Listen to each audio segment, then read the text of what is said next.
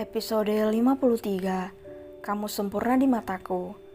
Setelah menikmati waktu berdua yang mendadak beku, Lucy keluar dari kafe dengan memasang wajah kesal dan tidak mau menanggapi semua ucapan Delano. Entah mengapa dirinya merasa tidak suka melihat kedekatan Delano dan Florencia tadi yang hanya sesaat. Apalagi selepas wanita itu pergi, senyum Delano masih belum luntur dari wajah tampannya. "Istriku, ada apa?" Delano mengusap jemari Lucy, namun Lucy langsung menepisnya. Delano hanya mengulung bibirnya melihat bagaimana Lucy tampak sangat kesal karena perjumpaannya dengan Florencia. Lucy berjalan mendahului Delano. Setibanya di tempat bermain, kedua putranya langsung menghambar memeluk tubuh Lucy. "Bunda, Depan senang sekali." "Dapin juga, Bunda. Kapan-kapan kita main kemari lagi ya, boleh kan?" ucap Dapin dengan wajah penuh harap. "Tentu saja sayang," jawab Lucy seraya tersenyum. Namun kedua putranya dapat menangkap jika Lucy tidak sedang baik-baik saja. "Bunda, kenapa?" "Bunda tidak apa-apa sayang, ayo kita pulang." Lucy menggandeng kedua putranya tanpa sedikit pun menoleh ke arah Delano. Delano menatap punggung Lucy dengan tatapan gemas. Jika saja saat ini sedang di rumah, sudah pasti dia akan menerkam Lucy saat ini juga. Sayangnya mereka masih berada di pusat perbelanjaan dan memerlukan waktu 1 jam untuk tiba di kediamannya. Depan dan Dapin terlelap di pangkuan Lucy. Para pengasuh duduk tenang di belakang Lucy, sementara Delano terpaksa pindah duduk di depan karena posisi kedua putranya. Lucy bersandar di jok dan memejamkan matanya. Dia tak ingin membawa kekesalannya hingga di rumah. Namun entah mengapa setiap kali mengingat senyum Delano pada Flo membuat sudut hatinya berdenyut nyeri. Berulang kali Lucy menarik napas panjang dan mengembuskannya. Semua yang dilakukan oleh Lucy tak luput dari netra Delano. Senyum tipis menghiasi bibirnya. Delano tahu saat ini Lucy sedang cemburu, hanya saja sepertinya istri polosnya itu masih belum menyadari perasaannya. Setibanya di kediaman keluarga Wibisana, Depan dan Dapin dibawa oleh pengasuhnya. Lucy hanya menyapa Diana sebentar lalu bergegas masuk ke dalam kamar. "Lano, ada apa dengan Lucy?" "Sepertinya dia sedang cemburu, Ma," ujar Delano seraya tersenyum. "Cemburu?" Alis Diana berkerut.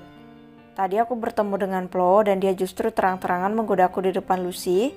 Sepertinya Lucy menjadi kesal karena itu, Ma," tutur Delano.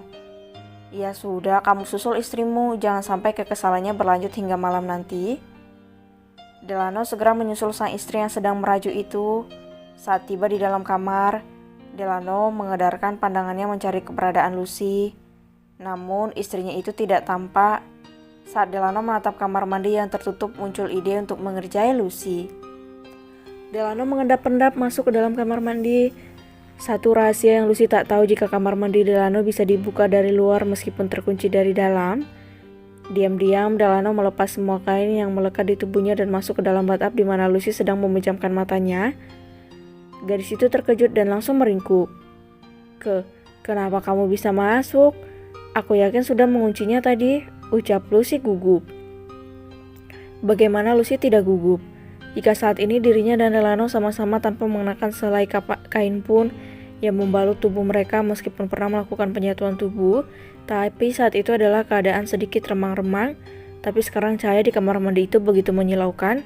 Dan lagi busa yang tadinya menutup tubuh Lucy kini sudah mulai menghilang sedikit demi sedikit. "Aku hanya menemanimu mandi saja sayang. Lagi pula apa yang kamu takutkan? Bukankah aku milikmu dan kamu adalah milikku?" bisik Delano seraya mengkis jaraknya dan merengkuh tubuh Lucy.